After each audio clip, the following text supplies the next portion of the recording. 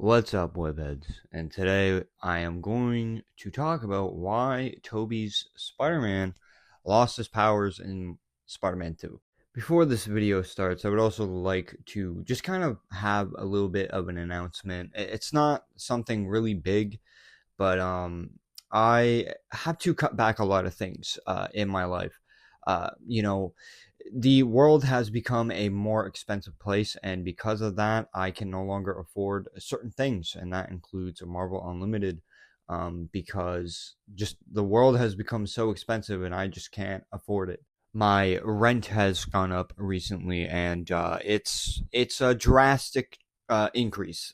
So I can't be kind of spending my money on stupid things, like subscriptions, like I used to.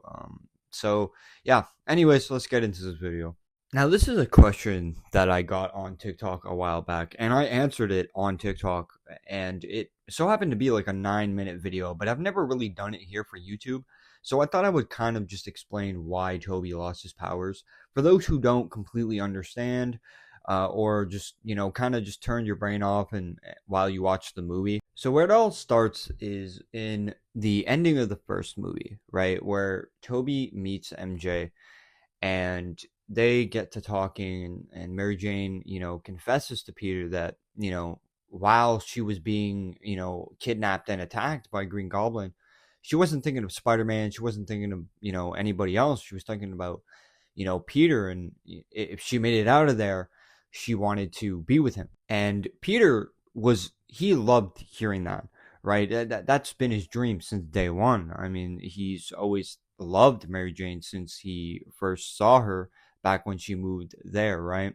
But the themes of the movie for Peter are with great power comes great responsibility, and he realizes that he's a superhero now. He doesn't have time for a relationship, and the thing is too is that even if he is in a relationship, this would put Mary Jane in danger.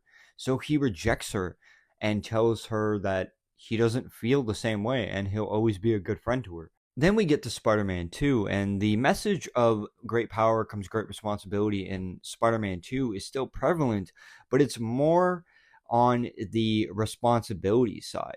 We see Peter living or trying to live his life. He's missing class, he's missing work, and when he does get to work, he can't deliver things on time, as seen in the pizza delivery part, because he had to save some kids that were about to, be side pancakes on the street because of a truck while they were chasing a ball. And even his secure job at the Daily Bugle is not absolutely great. I mean, Peter is tarnishing his reputation as Spider-Man in order to get maybe probably $200 to $300. And then on top of that, Jonah isn't really confident in Peter. A majority of the time when he sees pictures that Peter brings in, he calls them crap. Later, we also get to see Peter's little danky apartment that he's in, because it's probably all that he can afford. But the thing is that this apartment is horrible. I don't think a human being should be able to live in a place like that,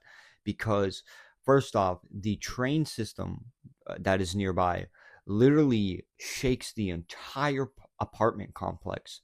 And then on top of that, you don't even get your own private bathroom. He has to go out of his apartment to go use the bathroom. And it shows you the true state that Peter is in. Peter is completely broke, completely alone. And when he does have friends, like when he goes to see them, he can't really truly be happy because, for an example, when he goes to his birthday party, Harry brings up the fact of Spider-Man. Harry is absolutely obsessed with getting Spider-Man and kind of murking bro. And at this point, Peter still loves Mary Jane, and he's, basically hiding the fact that he loves her. And it's been like a couple of years at this point, and Mary Jane has started to kind of move on after the first movie. She's, kind of seeing someone, and that someone being J. Jonah Jameson's son. Peter may have rejected Mary Jane in the first movie, but it doesn't mean that he didn't have any feelings for her. He still had major feelings, but the power and responsibility come first. Later on, Peter in the movie goes to a party, and that party is the final straw where Peter is kind of like, you know what?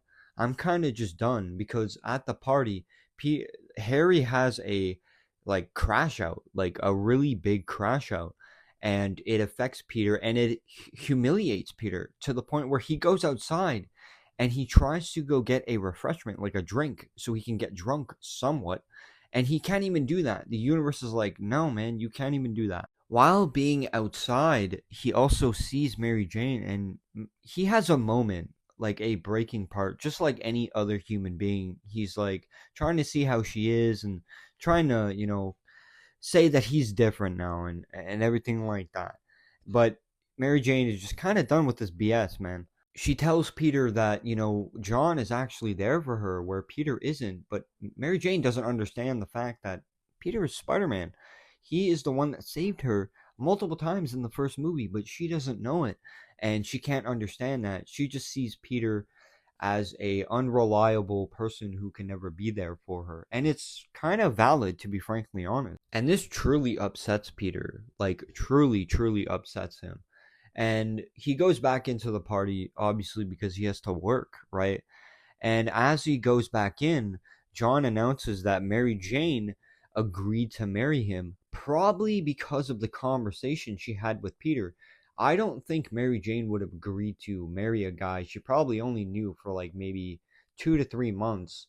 But because she had that conversation with Peter and it kind of pissed her off, she said yes. And then on top of that, Peter is subjected to torture and has to take a picture of the moment of it.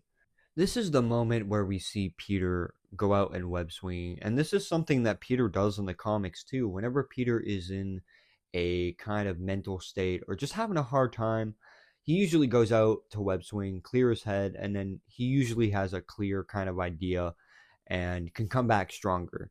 But this time, something happens to Peter. His powers no longer work. And the reason that Peter starts losing his powers here is because he is so massively depressed. I mean, Peter has gone through a lot through this movie that any other normal person would just kind of just give up at that point. But, Peter is a strong guy and the world needs Spider-Man. But the reason that his powers fail in that moment is because he's so depressed that they just stop working. Like he said in Spider-Man No Way Home, he had an external crisis, and that's what this is. Bro has been through so much through this movie, and at this point, he's just kind of questioning if being Spider-Man is the right kind of choice, because he can't necessarily be Peter Parker. He has to be Spider-Man all the time. He can't have a life. He can't have a girlfriend. He can't, own a proper apartment or even a house if he wanted to, because he misses work so much from being Spider-Man that he just can't maintain a job. And the job that he does have, he has to slander his reputation in order to get maybe $200 to $300 and barely survive. So this is where Peter truly decides, you know what, I'm done being Spider-Man. And this is where we see in the movie he has this conversation with Uncle Ben. Now, a lot of people interpret this as him actually talking to Uncle Ben, but no, this is him like talking to the subliminal responsibility version, everything that holds Uncle Ben's ideals. So he's technically talking to himself here. And he basically tells this version of himself that, you know what, I'm done being Spider-Man. I can't have a life while I'm being Spider-Man. Like, I'm Spider-Man no more. I'm done. And this is where we see the montage of Peter actually doing things, attending college, fixing his bike and walking down the street and just being super clumsy, but also being super happy. And he even eventually gets to catch MJ's play that he, ended up missing because he was late because he had to stop a carjacking. He finally got to see MJ, do what she does. And this is where Peter kind of, confesses to Mary Jane that, hey, I'm different now. I don't have those responsibilities that I had before. Trust me, I can be here.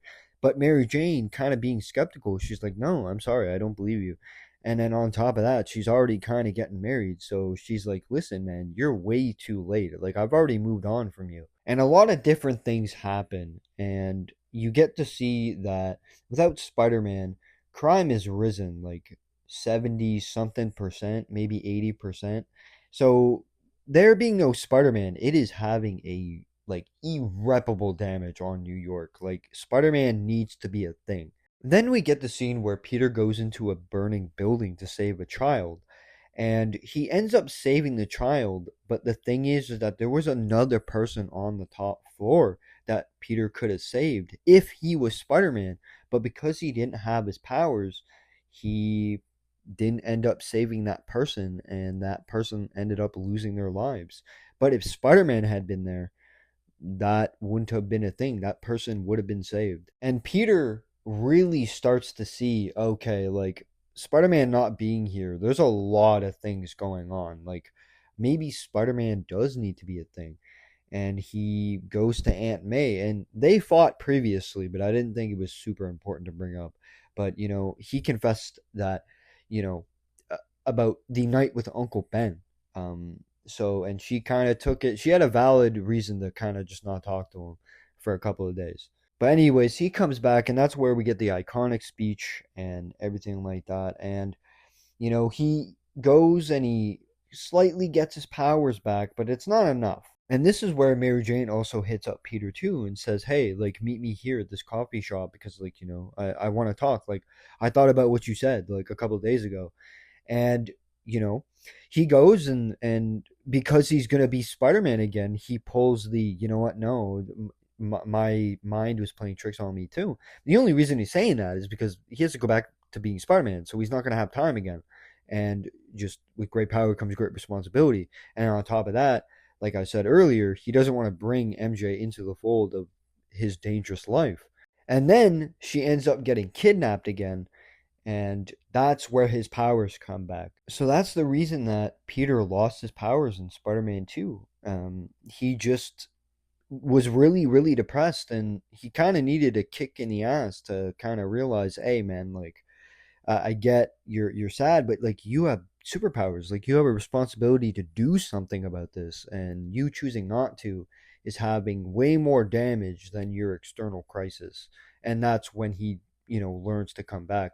That it's his responsibility. It doesn't matter if he likes it or not. He has to do this. Anyways, I hope you guys enjoyed this video. If you did, make sure to leave a like and subscribe. I really appreciate it. It helps me get into the algorithm more.